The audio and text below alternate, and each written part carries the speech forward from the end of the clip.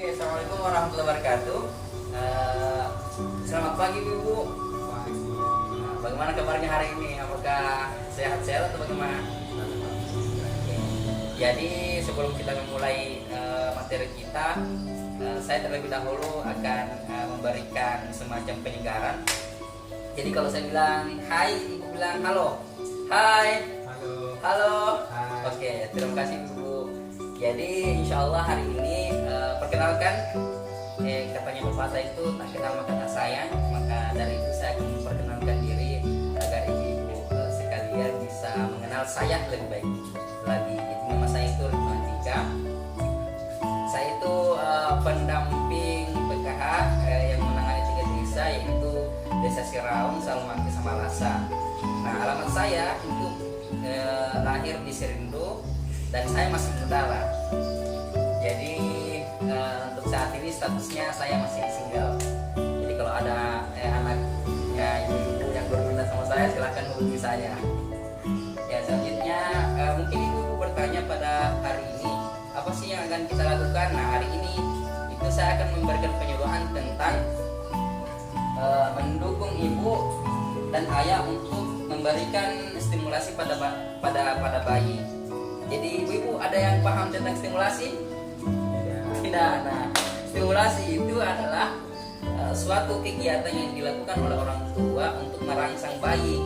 Tujuannya apa sih untuk dirangsang? Nah, bayi itu perlu dirangsang untuk memberikan stimulan kepada merangsang otak-otaknya agar otak-otaknya itu bisa terbentuk secara baik. Jadi bayi itu ketika dalam kandungan diberikan stimulasi akan memberikan respon. Nah, makanya dari sinilah kita harus memberikan pemahaman kepada ibu-ibu agar ibu-ibu tahu manfaat dari stimulasi itu. Kira-kira kalau ibu-ibu tahu tidak manfaatnya stimulasi? Tidak. Oke. Jadi sebelum melangkah ke manfaatnya, saya akan memberitahukan ke ibu terlebih dahulu kalau rangsangan itu, stimulan itu ada 3 macam. Stimulan dari sisi pendengaran, stimulan dari yang merangsang pendengaran, stimulan yang merangsang istilahnya suara, dan stimulan yang merangsang dari sisi cahaya.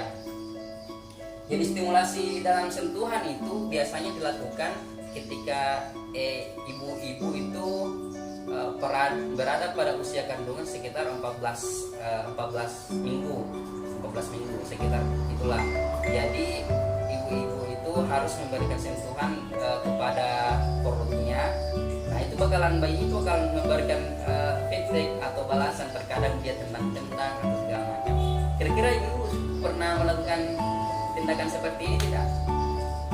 Belum pernah. Nah, kalau bisa karena ibu sudah dapat ilmunya, biasakan juga lakukan sentuhan-sentuhan dengan cara mengelus-ngelus perut gitu.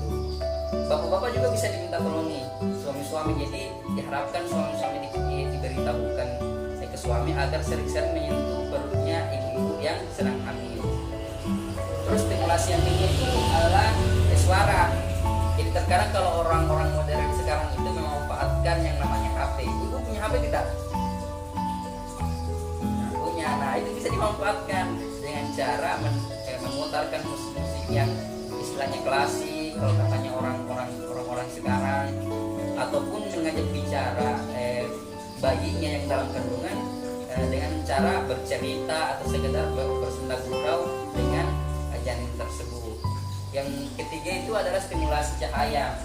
Nah, stimulasi cahaya kira-kira kalau ibu-ibu berpikir bagaimana caranya memberikan stimulasi cahaya kepada bayi, ada yang tahu tidak? Kita tahu. Nah, biasanya kan ibu-ibu kalau umpamanya mau memberikan stimulasi cahaya itu bisa dengan beberapa alat contohnya, tapi alat-alat yang tidak berbahaya ya, contohnya senter. Terus kalau umpamanya ibu pagi-pagi bisa menyapu di luar terkena sinar matahari, nah itu salah satu cara untuk memberikan stimulasi cahaya kepada janin kita. Kira-kira ibu ada pertanyaan tidak? Ada. Ya, apa pertanyaannya ibu? Pertanyaanku Pak, itu ada beberapa stimulasi kan dengar ada 3. Nah, kan itu jadi mungkin saya tanya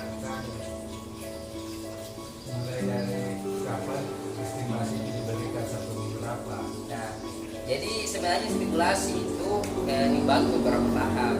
Jadi ada stimulasi yang dilakukan pada saat anak dalam kandungan. Stimulasi ada yang dilakukan pas anak-anak sudah lahir ke dunia, dan ada yang dilakukan setelah anak balita yang sudah bisa diajak komunikasi.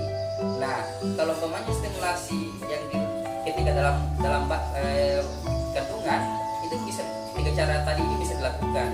Kalau umpamanya baru lahir itu pun 3 cara ini bisa dilakukan, tapi dengan bantuan-bantuan lain bisa ditambahkan, contohnya mainan atau alat-alat yang betul-betul mendukung stimulasi bayi. Kalau sudah beranjak 2 tahun lebih itu bisa diajak semacam berhitung atau diajak untuk membantu kegiatan kecil atau sekedar mengobrol. Nah, itu salah satu stimulasi yang bisa diberikan kepada anak-anak.